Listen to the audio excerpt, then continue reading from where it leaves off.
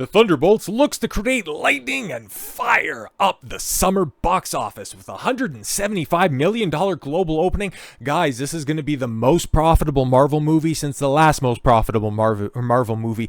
Everybody loves the Thunderbolts. We have early media reactions, and in fact, Disney and Marvel are so certain that this is going to be a hit, they dropped the review embargo earlier today. That's how much they know. This is a slam dunk, okay? The fact that we're having the lead with global opening instead of just pointing to this is on track to be the lowest domestic opening since, notwithstanding the Marvels. I mean, you got to go all the way back to like phase 2 in order to find a comparable. Like this thing, oh boy, it is going to underperform. So yeah, keep that $175 million projection in mind because I don't see it hitting. I don't see that because honestly, what are we? It's Thursday, okay? Previews are going to be starting depending on when you see this. Maybe they've already started in certain places, but by the evening, just about everybody's going to have access to this stuff. And what I can see right now when it comes to ticket sales, not looking good.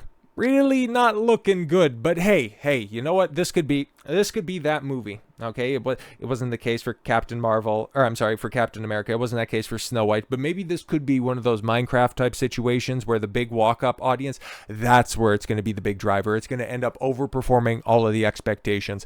Sure thing, pal. The bad boys and bad girls superhero movie Thunderbolts. Oh, that's what we're going with now? I thought this was a gritty return to form, an A24 smaller budget action film. Well, the talking points for the shills, they've shifted a little bit, but we'll get into that very shortly. About the continuing adventures of Yelena Belova. Oh yeah, because we desperately wanted to see the continuation of her story. People have just been gagging for that continuation all the way since 2021's Black Widow. And didn't she pop up in like Hawkeye or something like that? But no, everybody was just screaming, okay, you couldn't go anywhere, okay? You couldn't see another Marvel hero on the screen without people asking, where's Yelena? Where did Yelena go? She is so integral to the story of the MCU moving forward. That is why, oh, thank God, that's why everybody is so excited for the Thunderbolts, because we need more tiny White Widow.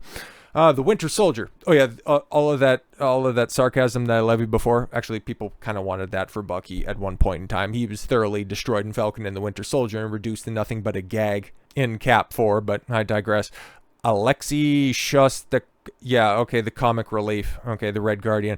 Ghost. Oh my God, you couldn't even get the name because who the fuck remembers Ghost? And John Walker, he's like probably the most morally sound person that's on that team right there. I'm not even joking, but they're totally going to emasculate him. It's going to be absolutely pathetic. Is hoping to keep the box office ball in play with a $175 million global start as Marvel Studios kicks off Summer Friday, traditional feat that it wasn't able to attempt a year ago due to the aftermath of the strikes. Yeah, because coming out this time last year was supposed to be Captain America, and then over the summer, or no, it was supposed to be Deadpool and Wolverine, and then the big July movie was going to be Captain America. I think that was the way that it worked out at one point in time, but all of this stuff has been so shuffled, I'm probably mixing a few things up, but regardless, we're here now. Currently, US and Canada pre-sales for the Thunderbolts stand at $12 million, which is on pace with another first installment MCU movie, 2021's The Eternals. Oh, fuck. Yo, if you're making those comparisons and trying to go, oh, see, it's just as good as oh God, the absolute bottom of phase 4 barrel. Ooh, shit. The pre-sale figures is also ahead of that year's Shang-Chi, which was released when things were still locked down. Oh, yeah, and yeah, also came out Labor Day long weekend. A little bit different than kicking off summer movie season, closing it down. That's your comparison. Okay. And then also behind this year's, Brave New World, kicking things off with $88 million. That ended up underperforming projections with no competition in theaters. Meanwhile, Thunderbolts has to contend with, as we talked about yesterday, Minecraft's a block party gimmick. And also, the aftertaste of Brave New World. So current opening projections, they haven't moved at all, and these are the final ones that are coming out. Box Office Pro had it somewhere in on around 65 million, and now, Hollywood Reporter, Variety, Deadline, they're all owned by the same company. $70 to $75 million domestically, and 430 Oh yeah, I'm sorry, in 4,300 theaters, which is absolutely insane. It's kicking Sinners, which just had a 5% drop off into its second weekend. Yeah, kicking those out of IMAX because we don't need all of those full theaters. We just want people to have the opportunity to just, lay down in their own individual aisles. We just want to have a real customer first experience for anybody dumb enough to go down there and give their money to Disney for the Eternals. But yes, they're anticipating another $90 to $100 million worldwide. I don't see it, man, because this right here, I mean, you just strip it out from the MCU, you just take that little pointer right there. Who the fuck thinks that this is going to be anything worthwhile? It looks like a streaming movie, okay? No glitz, no glamour, no recognizable faces, nothing to really market this on outside of, hey, these are the people from the other films that you didn't go to watch to begin with. Oh yeah, one legacy character that ends up getting, pushed to the back. But hey, what does the asterisk mean? I guess they're just banking on that being a draw. And Florence Pugh, she was in Oppenheimer. She got her tiny little titties out and then she ended up dead. So I guess, hey, you can see her tied up and covered up like she's the first Israeli superhero. I'm sorry, Muslim. Couldn't have got that more messed up. I apologize. To who? Nobody really. But the early reviews, like I said before, they're in on this one. Okay, we didn't have that when we talked about this film yesterday and how I made my comparisons there. But now, yeah, things are starting to change a little bit because the $175 million global opening is analogous to the Eternals, Shang-Chi, and Cap 4.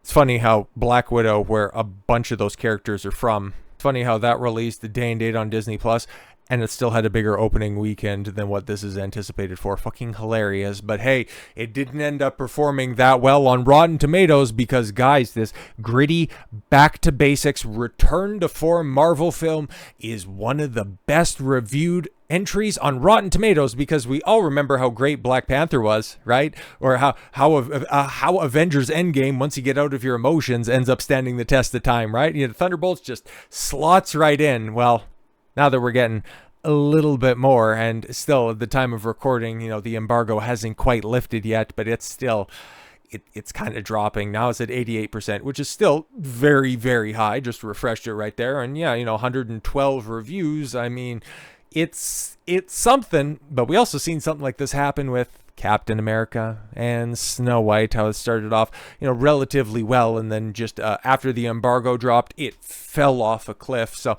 I'll be interested to see when I probably do.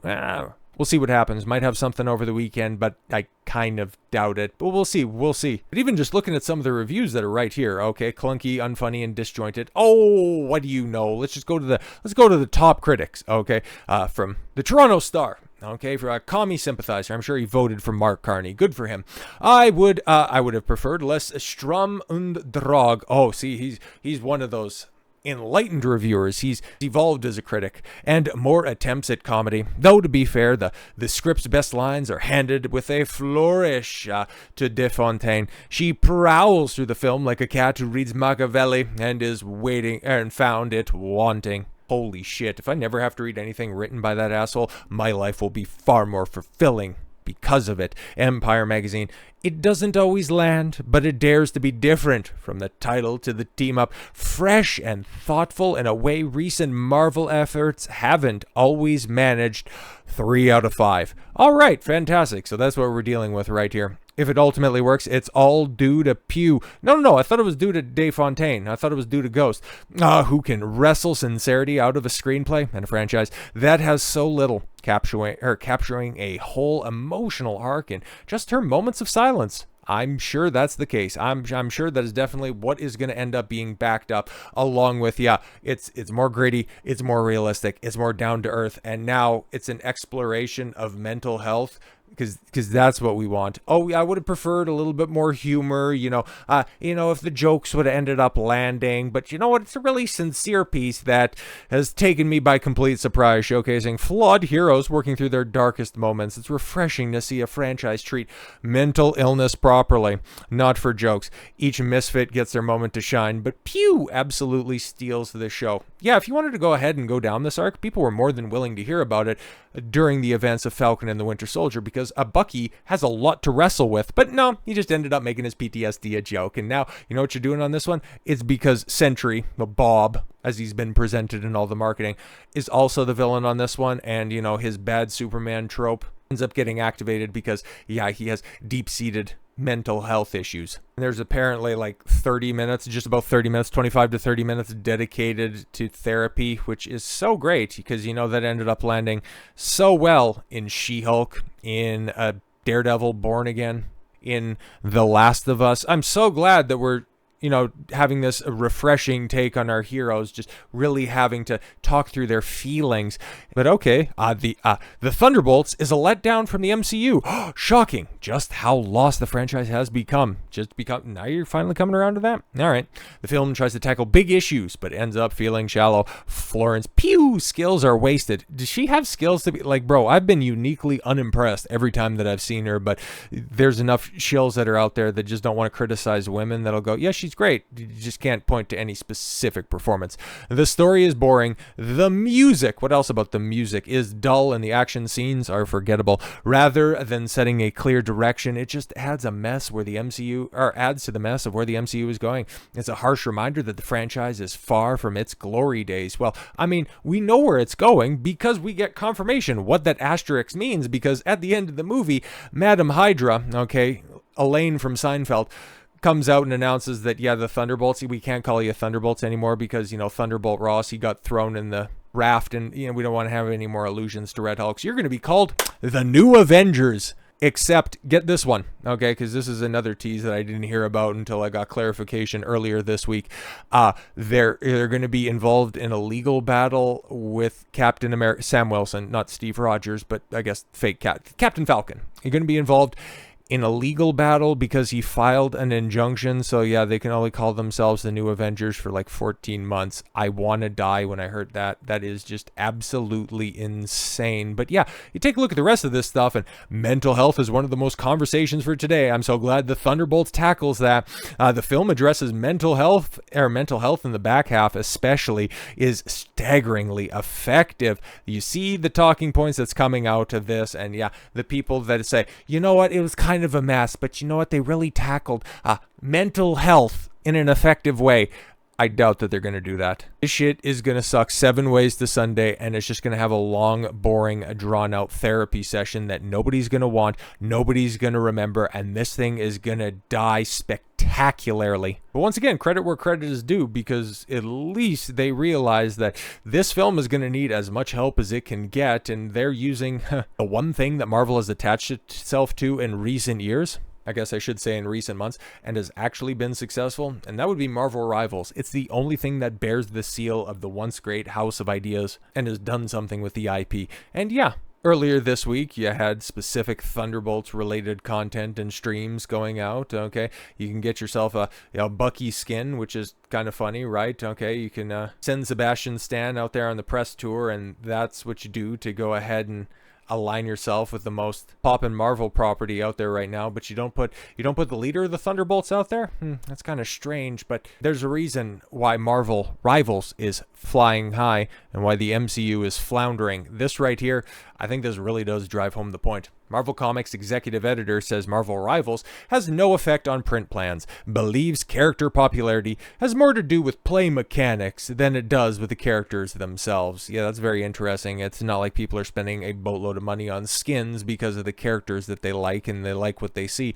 And then when they want to see more stories, or hell, just a central story on one of these characters, and they go and pick up a modern comic, they go, what the fuck is this? This doesn't look like the character I like. This doesn't look like the character that I'm interested in. It's telling a story about somebody that I thought I knew from the game that I played and has nothing to do with anything. And like, what are we doing out here? But the comics continue to prioritize agenda over what's popular. Marvel Rivals shows time and time again, it still is up there, in the top 3, top 5 any given day, any given weekday. When it comes to popularity on Steam, it's constant content updates, land with the audience. They're on top of their community management, and people love the game because the characters look like the characters. The gameplay is fun and snappy, and it's leveraging an IP and showing you that it really is that easy. Make your superheroes look super. Don't get into these stupid modern day tropes, listening to the whims of brain dead and brain fogged SSRI enthusiasts in your writer's room. All I do is spend time in therapy, therefore we need to write a therapy session because you need to write what you know. Nah, man, there's no reason that we should be in this superhero malaise. There is more content out there than anybody could hope to adapt in an entire lifetime, but instead we're speedrunning the end of the genre, and July is really going to drive that home. If you haven't seen enough from Superman, just wait to what we see with the Fantastic Four. But is everybody going to be excited for Doomsday? Let me go grab some keys and jangle them for you there. I ended up spoiling the plot for you. So with all that said, thank you all very much for the gift of your time. I've been Don Consuelo. I want you to follow your gut and get after it. Take care, everyone.